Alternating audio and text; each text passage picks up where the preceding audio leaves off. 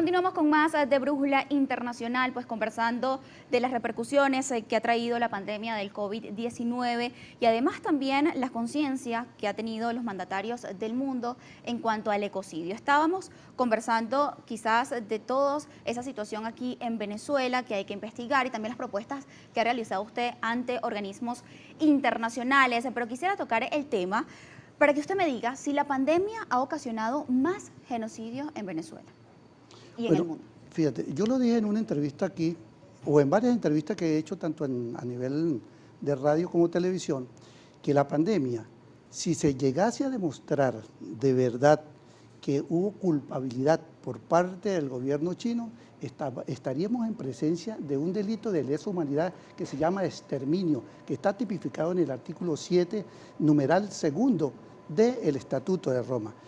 Ya existen varias demandas, inclusive nosotros, un grupo de abogados, estamos viendo la posibilidad de adherirnos a una de estas pedimentos con relación a las sanciones que se le están pidiendo a el gobierno para que China responda, porque mire, van más de 700 fallecidos y 17 millones de contagiados. Esto lo que ha salido a la luz pública, sin saber aquello que ha salido o que se está por debajo de la mesa, que no lo sacan.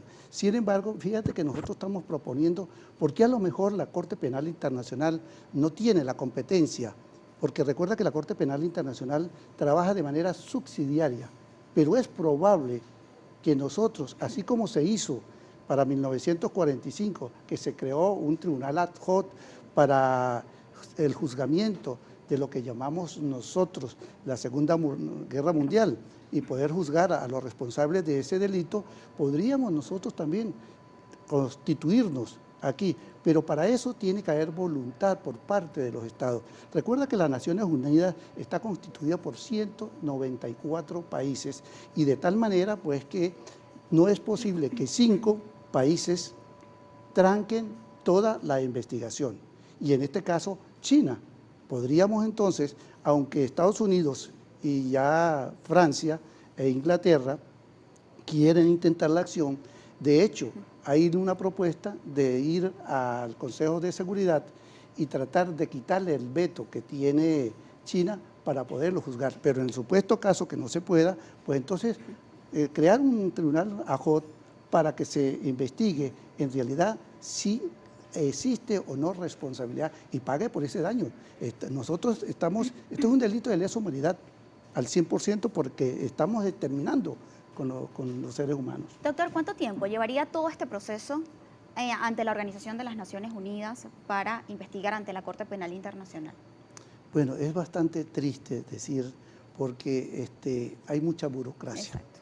Hay mucha burocracia, se mueven muchos intereses, pero si la justicia prevaleciera y si la justicia se hiciera de verdad y el procedimiento fuera expedito, yo creo máximo 2 años y debería estar ya solucionado con demostrar si existe culpabilidad o no. Y por ende, si hay culpabilidad, pues tendría que una responsabilidad y tener que subsanar todos los daños que han causado. Porque recordemos también que el día de ayer la Organización Mundial de la Salud advirtió que quizás nunca haya una solución contra la pandemia. Y ya aquí sería mi siguiente pregunta, y es ¿cómo puede catalogar usted la respuesta de los países del mundo para la atención del COVID-19, específicamente para los migrantes? Porque hemos visto muchas denuncias a través de los medios de comunicación que no reciben el trato adecuado, que incluso tienen que pagar unas clínicas privadas, incluso realizarse la prueba que cuesta, por ejemplo, en Estados Unidos de $100 a $200. Bueno, fíjate, esto es responsabilidad del gobierno de cada país. Por ejemplo, nosotros tenemos ahorita por la diáspora de nuestros compatriotas, nuestros venezolanos, que salieron y que por la situación país, dentro de los países donde se encuentran, han querido regresar y ahora se les hace el regreso cuesta arriba, claro. Porque entonces resulta que ahora el gobierno aquí los tiene trancados, por ejemplo en Colombia o en Brasil, y entonces esto es una responsabilidad para estos países también. Entonces, ¿qué hace el venezolano? Es lo que quiere llegar al país, entonces a lo mejor pasa por las trochas, como dicen por allí, y a lo mejor eso es lo que está contaminándose aquí. Ahora, ¿qué es lo que pasa? Nosotros de verdad tenemos un poco de responsabilidad, digo nosotros, el gobierno. Al hablar de gobierno, queramos o no queremos, tenemos que hablar, ¿no? Y es nuestro gobierno. Por ahora no tenemos otra cosa, ¿verdad? Entonces, pero sí tenía que, es falta de responsabilidad por parte del gobierno que no pone de su parte. Y lógicamente nosotros también, los seres humanos, que no nos preocupamos en eso, quédate en casa. Si usted se cuida, me cuido yo. Y si yo me cuido, usted se cuida, cuidamos a los demás. Y así sucesivamente. Pero sí tenemos que ponerle mucho cuidado y yo creo que va a llegar el momento que vamos a inmunizarnos y vamos a vivir con el COVID para siempre. Sinceramente, vamos a tener que cuidarnos, no sé qué va a pasar, pero hay que hacerlo y hay que cuidarnos. Todo lo más los llaman los mayores, ¿no? Los mayores, aunque ya ahorita el COVID no respeta edades, ¿no? Se están muriendo infantes, jóvenes y adultos, pues cualquier cantidad.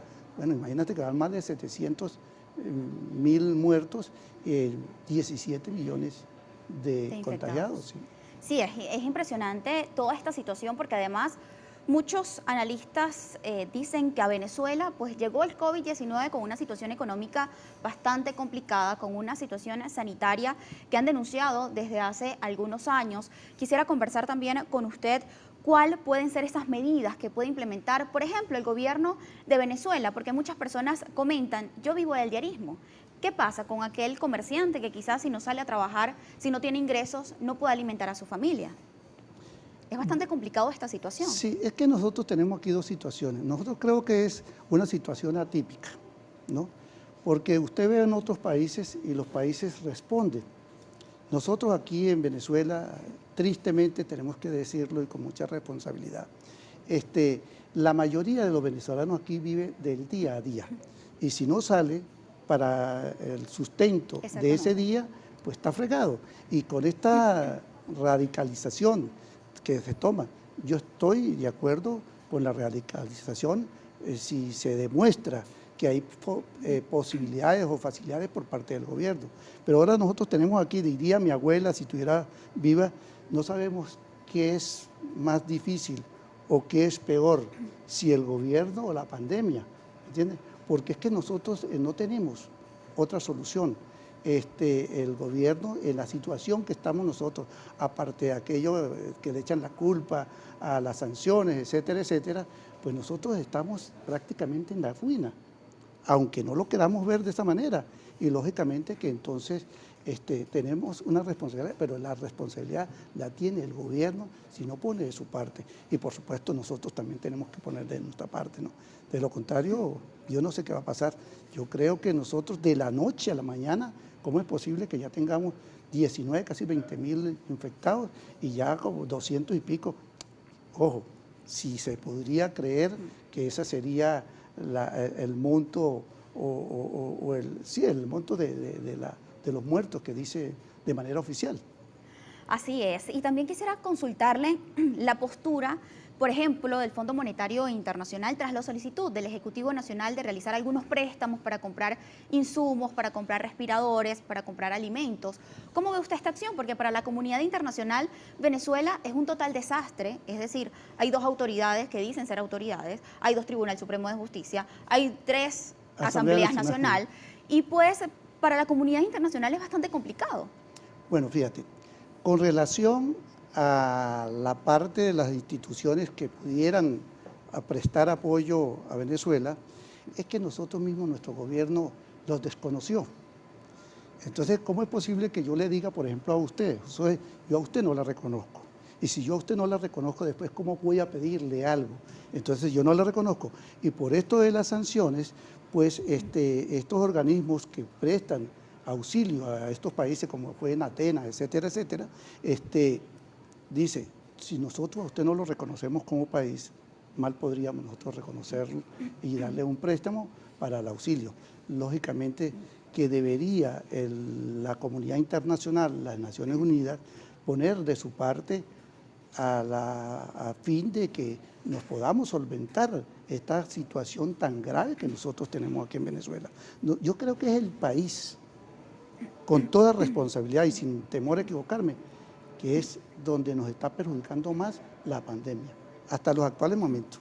Además, porque venimos con una recesión de 7 años económica, la CEPAL pronostica que para finales del año 2020 el Producto Interno Bruto caiga aproximadamente entre un 20 y un 25%. Ayer Ecoanalítica expresó a través de las redes sociales sus estimaciones para finales del año 2020 y ellos tienen algunas estadísticas un poco más dramáticas, que el Producto Interno Bruto para final del año 2020 va a llegar o va a disminuir un 32,5%. Eso lo vamos a seguir conversando en la próxima parte. Como siempre, queremos agradecerles a todos nuestros televidentes la sintonía. Comiencen a interactuar con nosotros. Ya nos vemos.